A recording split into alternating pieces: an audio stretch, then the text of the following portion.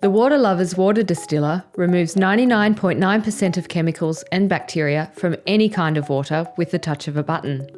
Inside the box, you'll find the main water distiller unit, which has a one-touch startup button and auto shut-off after each cycle.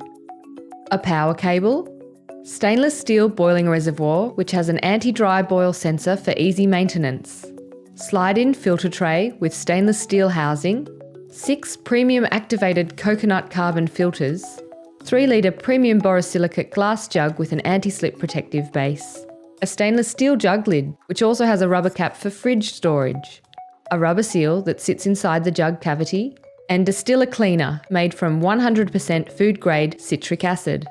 To assemble, make sure that the boiling reservoir is free from packing material. Then, press down firmly on the lid and slide it into the main unit. Click the stainless steel housing into the filter tray. Insert an activated coconut carbon filter and then slide the tray into the main unit. Push the rubber seal into the bottom of the unit, then place the stainless steel lid onto the glass jug and place it into position, making sure it lines up correctly with the stainless steel spout. Finally, plug the power cable into the back of the unit and your Waterlovers distiller is ready to use.